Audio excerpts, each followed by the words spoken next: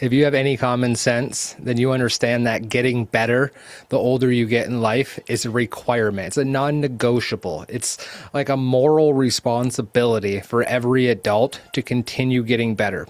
But the problem is most people think that once you graduate high school or once you graduate college or once you master the career field that you're in, then there's no reason to continue adding value to yourself. There's no reason striving to impact others in a positive way. For myself personally, I didn't even consider the impact I was making on other people until 28 years old. And from 28 until now, which I just turned 36, so from late 2018 until presently, to give some perspective, I have been on this personal development journey, right? That's what we like to call it in our space. And I've come to realize a couple things. There's like a couple groups of people. You got the people on this side that are like, I don't really care what I do. I'm just going to do whatever. I'm just going to float through life, and what happens, happens. And they just roll with it. Then you got the people over here that are like, I want more. I want to be healthier. I want to be wealthier. I want to make more impact. I want to experience more things in life. And we go back and forth. And we know people in both sides. Sure, there's probably a third group. The people that sleep in sleeping bags on the side of the roads or have tents on the side of the road. And we call them homeless or bums, right? People that have completely given up on themselves, completely given up on society. We're not going to talk about them, though. We're going to talk about the two groups, the one who knows they want more, and the other group that's just like, I'll just roll with what life gives me.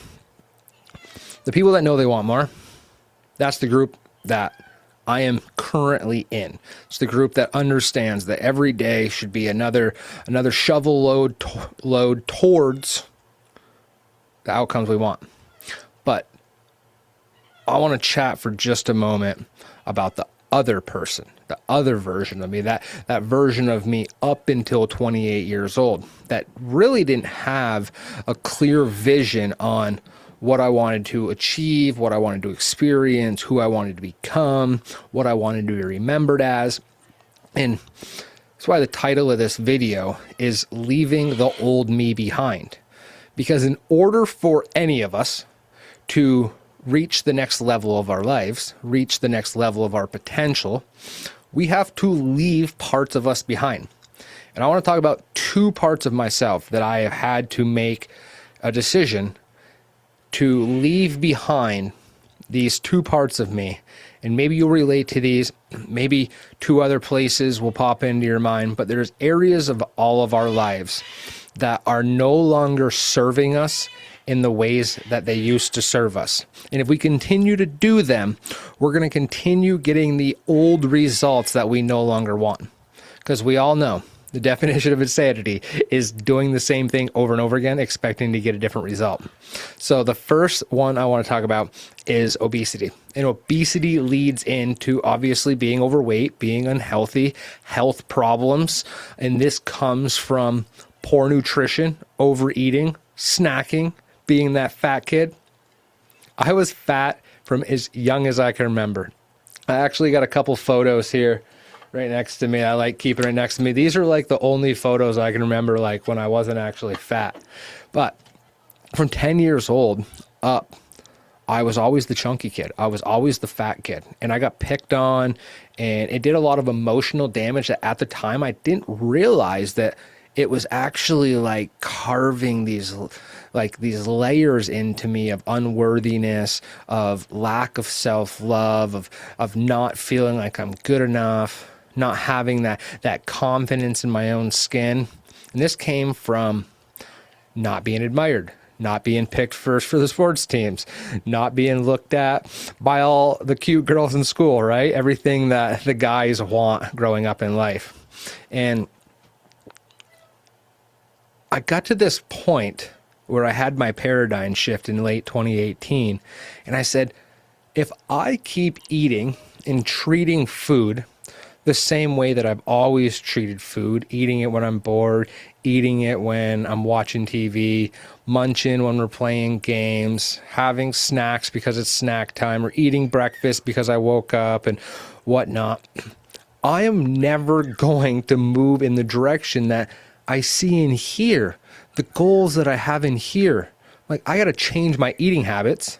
I got to change my philosophy around what food is actually for. Food is fuel as gasoline is to our vehicles. And once I started understanding that, I started looking at things differently. But that was it. It wasn't that easy. Over the last 6 years, I have yo-yoed a few times. I have drank thousands of liquid calories that serve me no positive purpose, aka alcohol. I have been unclear of what I'm exactly consuming because I failed to track. I failed to be accountable of what I was sticking into my body, the only body that we get.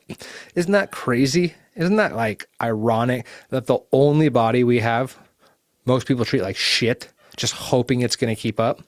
It's one thing to treat your vehicle like shit, because when it breaks down, you just go get a different vehicle. When our body breaks down, we have to rely on doctors and medication and miracles, right, to get us better. There's not enough people who are proactive, but I think this ripple effect's really starting to hit home right now. A lot of people, that health is the ultimate wealth. And obesity has been wrecking lives for, I don't know, the last 50, 60 years. I think if that really, you look at photos back in the 60s and 70s and 80s and like the hippie years, there wasn't a bunch of fat people walking around. You look at pictures of people when they're on the beaches and it was a bunch of skinny guys and skinny ladies. Now it's a bunch of chunky guys and chunky ladies. Some a lot chunkier than others. And then you still got your far and few between that are healthy. Some are genetically healthy or genetically skinny, because not all skinny people are healthy. Just like not all fat people are unhealthy. Some fat people go to the doctors and they get great screenings back from their blood work and stuff, but you're still wreaking havoc on your body if you're carrying an extra 30, 40, 50, 60 plus pounds around that you don't need, right? So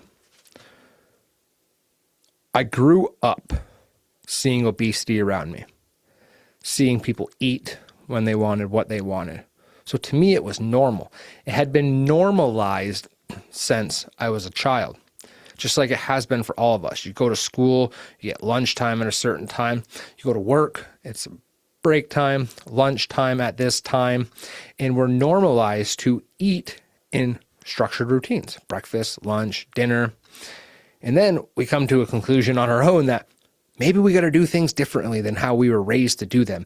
Maybe how we've been brought up isn't the right way if we don't want the results that everybody around us has. So we got to think about that. If the people around you don't have the results that you want, then don't emulate them. If they have the results in some areas that you admire, then those are areas that you can take away traits from them. But don't pull from someone that if you don't want everything they have, right? Aren't on the path that you admire, that you can look up to, that you can emulate and get positive results. Now, the other area of my life that I've struggled with is alcohol. And I just said that briefly over the thousands of calories that I've consumed. But I started drinking alcohol at 15 years old. So at 28 years old, that was already, 13 years? But I didn't quit drinking alcohol until 2025. So from 15 to 2025, that's 2 decades of consuming alcohol. I can't even start to imagine the hundreds of thousands of calories that I've consumed over the year and the damage that I have done willingly but unconsciously to my body. And to me, it wasn't actually a full health move that inspired me to quit drinking on December 18th of last year. It was personal decisions and personal actions that does not align with the version of me that I am dedicated to becoming. I have this vision, I have this game plan and this roadmap for the next 3 to 5 years and beyond that if I follow, I believe is going to give me better results in my life, and it's going to give the people around me a more enjoyable life in my presence. This is just my belief. And if I work towards it, I believe it'll come true. So nobody warned me, and nobody's maybe warned you. And if you're just starting your personal development journey, if you're at the beginning of like, I want to get better, I want to elevate myself into a more powerful place, then I'm tell you now, the personal excellence journey is hard. It is going to be filled with lonely times. It's going to be filled with second guessing yourself. It's going to be filled with anger. It's going to be filled with, is this even worth it? Why me? And every time you have that question in your head, why me? Say to yourself, if not me, then who? If I'm not going to embark on this path that I feel called to embark upon, then who is? Because nobody's coming to save any of us. We all have different visions, different goals, different things that we want to achieve in life, but few and far between are actually working towards them every day. They're not willing to leave that old version of them behind in order to grow into the version of them that can actually have that life, right? Because we have to become the person first. We have to figure out, okay, who do I have to become? We have to get crystal clear on that. And then it's, what do I have to do every day consistently for the long term to have the outcomes that I want? And it's pretty simple once you break it down, once you think about it, common sense. Who do I have to be? What do I have to do to have the outcomes I want? So if you want more and you feel guilty for it, that's the first thing you got to fix. Most people feel guilty because their peers don't want to change, their coworkers don't want to change, the circle that they hang out with aren't looking to change. And once you start talking about goals, I'm going to go do this, I'm going to go lose weight, or I'm going to go hit the gym and build myself up, I'm going to go start my own business, I'm going to write my own book, I'm going to go do fill in the blank with your life, and others are like, ooh, that's really risky. Ooh, maybe you should just stick with what you're already good at. Don't do that. That's a waste of time. I've seen people fail at that before. That's a waste of money. That's a scam. What if it doesn't work out? These are all negative thinking patterns that we listen to from other people. Imagine how powerful it'd be if you told your dreams and your visions and goals to the people around you, and they're like, go for it. I mean, you could do that. It may be hard and take you a little bit of time, but I believe in you. How powerful would that be if people actually lifted you up and supported you versus telling you that's risky and maybe you should evaluate your goals and your dreams and think about something more realistic. Realistic to who? Realistic to them or realistic to you? Right? So the honest confession we need to make with ourselves is this path is going to be hard. Most people are not going to understand it. And there's going to be a lot of friction between who we are right now, who we've been up to right now, right? And then who we want to be moving forwards. Figure out the things that are awesome about yourself. Write those down. Easiest thing to do is take a piece of paper, write down 2 columns, the things I love about myself, the things I want to change about myself. And just do a brain dump. Figure out what parts, what characteristics, what traits about you are awesome, and then what parts of you need to go, need to be left behind, need to die. When we think about death, we think about they're not coming back. We're going to leave these parts behind us. We're going to push them far away, and we're going to move forwards. The new version, the better version, the more evolved version, the more elevated version, the wiser version of us is going to move forwards. Right? So, 2 more things I want to chat about. The proof in your mind, and then a little challenge for you. Motivation and hype come and go. If we need to be motivated to do the work, more times than not, we're just not going to do the work because the motivation's not going to be there.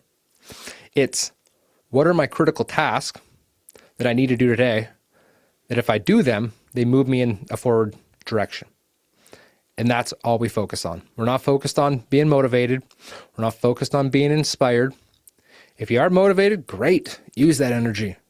But if you're not motivated, do the work anyways, right? I'll start Monday. I'll start at the beginning of the month. I'll start when the timing is right. I'll start when I feel like it. You're never going to feel like it. The timing is never going to be right. Monday's just another day. Something's going to come up on Monday. The beginning of the month, if it's the 15th and you wait till the beginning of the month, you just wasted a half a month. Like, it's day one or one day. That's all there is. If we just say day one or one day, it eliminates. Just say one day. Just be honest with yourself. It's not important enough to do today. It's not important enough for me. It's not a high enough non-negotiable to say today is day one. It's just one day I'll get to it. Boom, done. Don't make excuses. The trying to outthink the problem. I've been trying to outthink myself for the last 5 years, saying if I can just figure myself out, I'll know exactly what I got to do every day. And yeah, try to outthink yourself. You can't. We have roughly 90,000 thoughts a day, and like 80% of those are on auto repeat. They're habitual habits. So it takes a long time to like reprogram ourselves. It takes a lot of work and consistency, and we can't outthink the computer between our ears.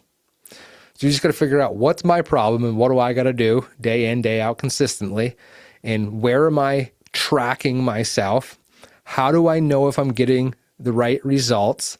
And if I'm not getting the right results, how do I pivot? Where do I pivot? And then just keep going and then rinse and repeat, especially once you find out what works. If you find out what works for you within your fitness, within your income and your finances, within your mindset and your own personal development, right?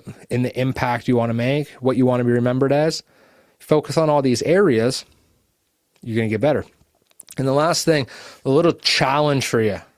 It's a little challenge, right? Well, actually, before I do that, systems work. Having a routine works. Non-negotiables work. Critical task work. What I mean by a critical task is not make the bed in the morning, not rinse the dishes off and put them in the dishwasher. Those are just daily tasks. Those are household responsibilities. A critical task is record content and edit it to be uploaded to your YouTube channel. Go to the gym for 60 minutes and do a high intensity workout after stretching. Read for 30 minutes of a nonfiction book based around a skill set that you want to improve in yourself. Have the hard conversation with your child or your spouse or fill in the blank. These are decisions that if we do them, they move us one step closer to that area we want to be in, right? So your environment is critically important. If you're trying to quit drinking alcohol, don't hang out at the bar. Simple, right? If you want to get in a better shape, start going to the gym. Doesn't matter if you've never been to the gym. Go to the gym, get on the treadmill.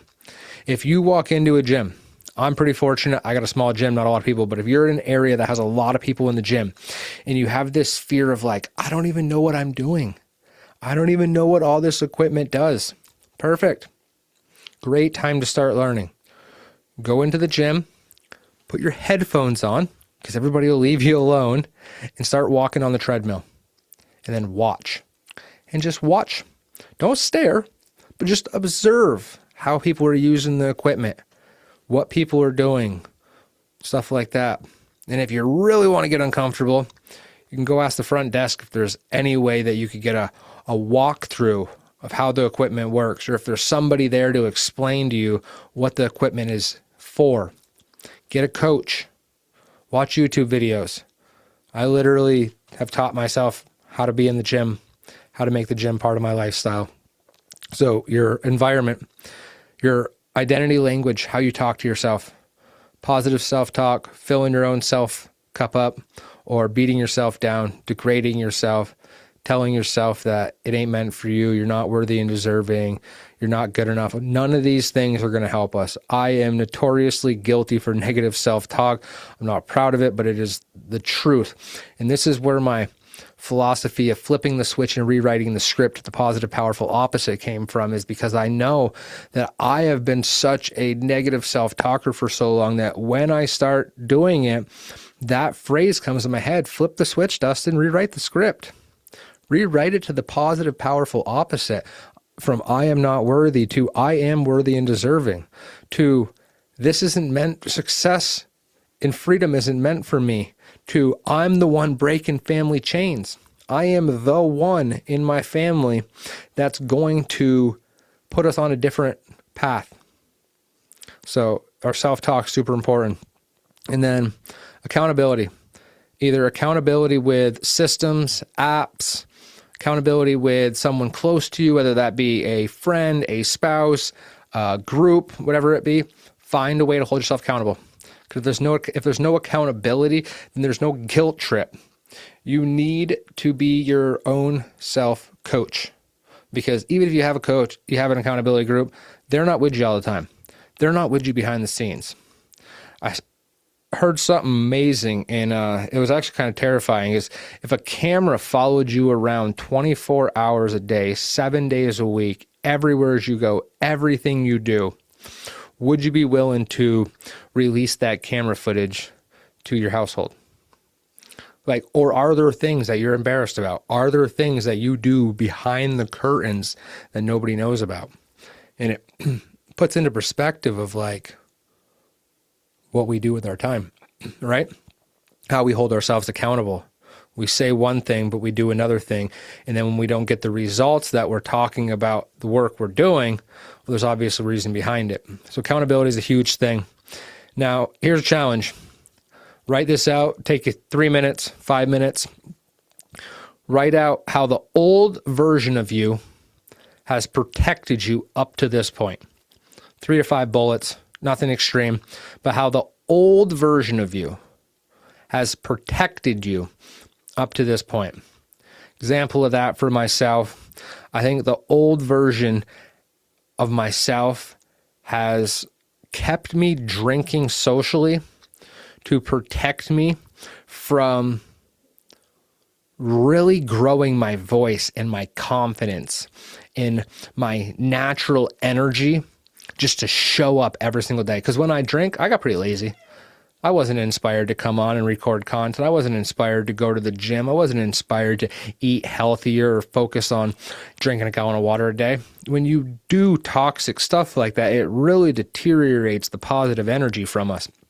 So I wasn't allowing myself to grow. I was actually holding myself back, which in turn, it was kind of protecting me. It's like new levels, new devils. The more we grow, the more responsibility we have, right? And then the other side of it is the old me has costed me. So what has that version costed you? Another example for myself, snacking, eating, especially eating the foods that I don't need, that aren't nutritionally dense, that aren't filled with good carbs and proteins and healthy fats, and right?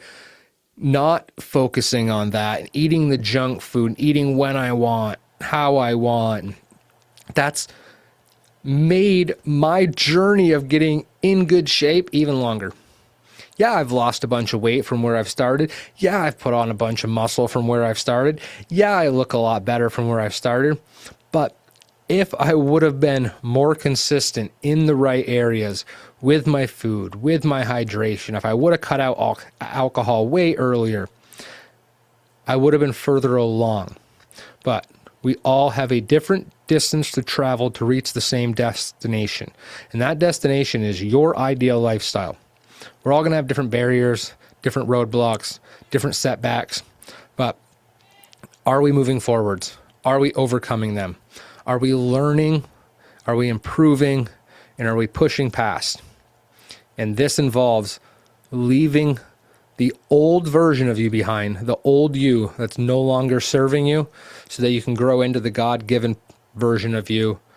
You can unlock your true potential, become the most badass version of yourself. Go out there and really create the life that you want. So go out there, take massive action. Drop a comment down below what area of your life you are committed and focused on right now, beginning of February 2026.